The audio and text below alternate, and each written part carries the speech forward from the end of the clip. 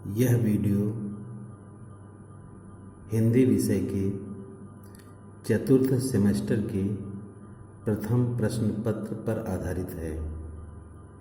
इसमें बहुत ही महत्वपूर्ण प्रश्नों को लिया गया है। प्रश्न को बहुत ध्यान से पढ़ें, देखें, सुनें। हम हर प्रश्न के बाद विकल्प पढ़ेंगे। विकल्प पढ़ने के बाद कुछ देर रुकेंगे। उतनी देर में आप भी उत्तर दें और फिर हम सही उत्तर बताएंगे तो आप अपने उत्तर का मिलान कर लें। शुरू करते हैं। पहला प्रश्न, आचार्य शुक्ल यानी आचार्य रामचंद्र शुक्ल के अनुसार वीर गाथा काल की समय सीमा है। संवत 1000 से 1375, संवत 1050 से 1375, संवत 950 से 1300, संवत 1050 से 1300 विक्रमी। आप सही उत्तर दें। इस प्रश्न का सही उत्तर है विकल्प ख, संवत 1050 से संवत 1375 विक्रमी। प्रश्न नंबर 2, हिंदी का प्रथम कवि किसे माना जाता है? यह एक विवादित प्रश्न है, लेकिन इनमें जो विकल्प दिए गए हैं उनको हम पढ़ते हैं और आप अनुमान लगाइए, फिर हम सही उत्तर बताते हैं। क सरहपा, ख विद्यापति, ग अमीर खुसरो, घ चंदवरदाई।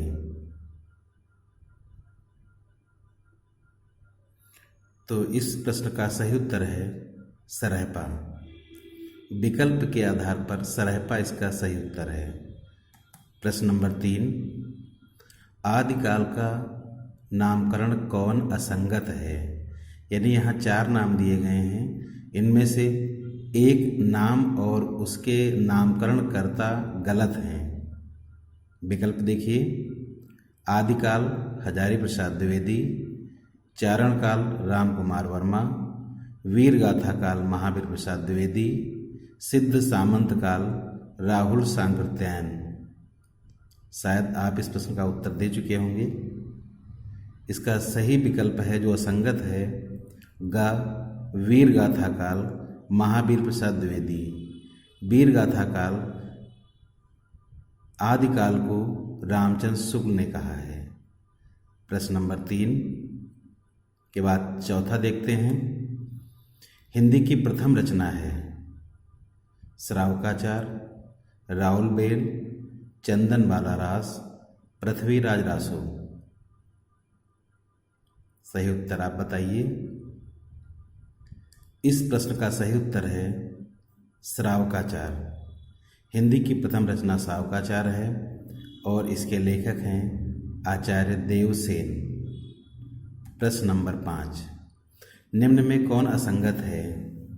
यहाँ 4 रचनाओं और उनके रचनाकारों के नाम दिए गए हैं। विकल्प पढ़ रहे हैं। पृथ्वीराज रासो चंदवरदाई, बीसल देव रासो नरपतिनाल, खुमार रासो सारंगधर, परमाल रासो नल सिंह। आप सही विकल्प का चयन कीजिए। इसका सही विकल्प है परमाल रासो नल सिंह। यह असंगत है, ये गलत है। परमाल रासो के रचनाकार जगनिक हैं। छठा प्रश्न देखते हैं। आदिकाल के खड़ी बोली के कवि थे अमीर खुसरो, विद्यापति, सरहपा या नल सिंह। आप उत्तर दीजिए। आदिकाल के खड़ी बोली के जो प्रसिद्ध कवि थे वो थे अमीर खुसरो। का विकल्प सही है। 7वां प्रश्न, मैथिल कोकिल के नाम से कौन प्रसिद्ध है? यहाँ 4 कवियों के नाम हैं सरहपा, विद्यापति, चंदवरदाई, जगनिक।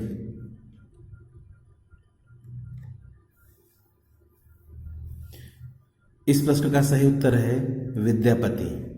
विद्यापति को मैथिल कोकिल कहा जाता है क्योंकि इनकी कुछ रचनाएं मैथिली भाषा में भी हैं। प्रश्न नंबर 8, आदिकाल में काव्य की भाषा थी ब्रज, अवधी, डिंगल पिंगल या खड़ी बोली। सही विकल्प का चुनाव कीजिए। सही विकल्प है डिंगल पिंगल। प्रश्न नंबर 9, आल्हाखंड के नाम से जाना जाता है, यानी किस रचना का नाम आल्हाखंड भी है? परमाल रासो, कुमार रासो, हम्मीर रासो, विजयपाल रासो।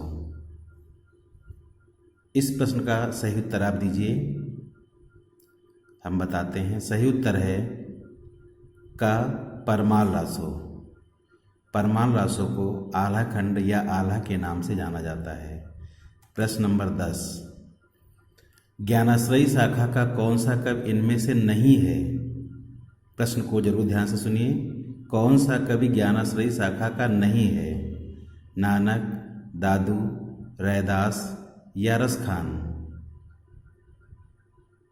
तो आपको बताते हैं, इसमें घा रसखान जो हैं वह ज्ञानाश्रयी शाखा के नहीं हैं और नानक, दादू, रैदास ये सभी ज्ञानाश्रयी शाखा के कवि हैं। अगला प्रश्न 11वां देखते हैं। अश्चाप का कौन कवि नहीं है? इनमें अश्चाप के कवियों के नाम दिए गए हैं। इनमें से एक ऐसा कवि है जो अश्चाप का नहीं है, वो कौन सा है? सूरदास, नाभादास, कृष्णदास या नंददास? ये बहुत ही महत्वपूर्ण प्रश्न है। अश्चाप से कोई न कोई प्रश्न अवश्य एग्जाम में आता है। तो इस प्रश्न का सही उत्तर है ख, नाभादास। ये अश्चाप के कवि नहीं हैं। प्रश्न नंबर 12 है, सूफी काव्य परंपरा की रचना है। 4 रचनाएं दी गई हैं, पद्मावत, सूरसागर, बीजक, रामलला नहछू। आप सही उत्तर का चयन कीजिए। इसमें पद्मावत जो है वह सूफी काव्य परंपरा की रचना है, जिसके रचनाकार प्रसिद्ध सूफी कवि मलिक मोहम्मद जायसी हैं। जबकि सूरसागर सूरदास की रचना है, बीजक कबीर की रचना है और रामलला नहछू तुलसीदास की रचना है। प्रश्न नंबर 13 देखते हैं। बीजक किसकी रचनाओं का संकलन है? अभी हमने आपको बताया है, आप इसका तुरंत उत्तर दे देंगे। बीजक कबीर दास जी की रचनाओं का संकलन है। कबीर की साखी, सबद और रामायणियों का संकलन उनके एक परम शिष्य धर्मदास ने बीजक नाम से करवाया था। अगला प्रश्न देखते हैं। प्रश्न नंबर 14, रीतिबद्ध काव्यधारा का कवि इनमें से कौन नहीं है? ऐसे प्रश्नों को जरूर ध्यान से सुनिएगा जिनमें नहीं लिखा है। का केशवदास, खा भूषण, गा घनानंद, घा मतिराम। आप सही उत्तर दीजिए।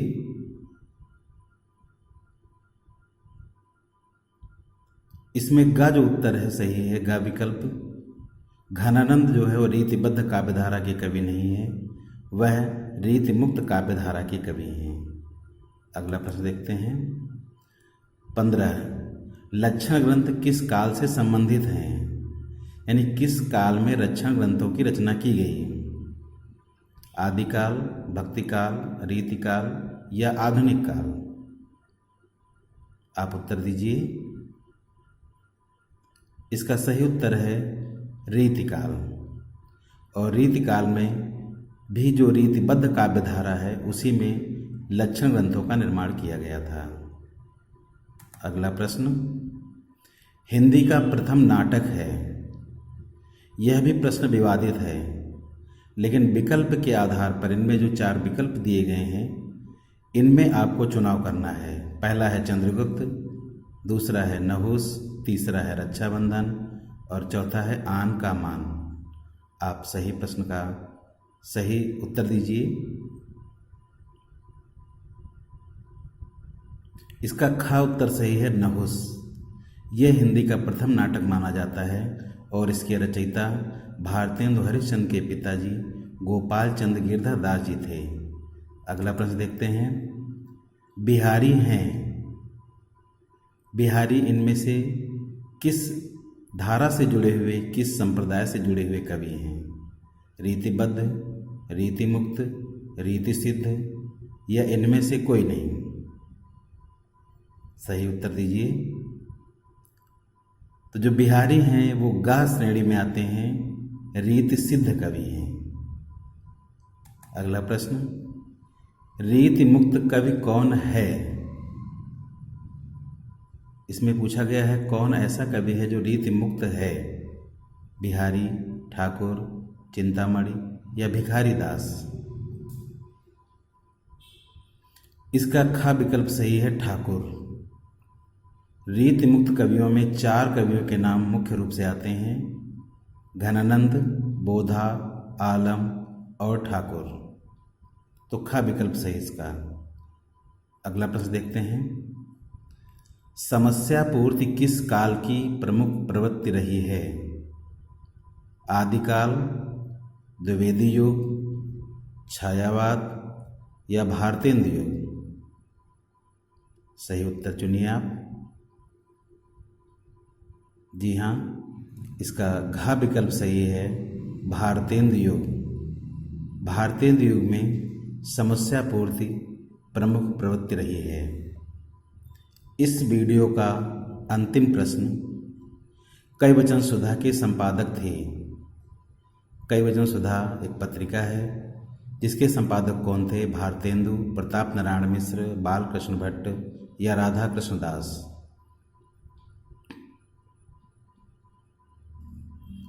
तो हम आपको उत्तर बताते हैं। कैवचन सुधा के संपादक थे भारतेंदु हरिश्चंद्र, का विकल्प सही है।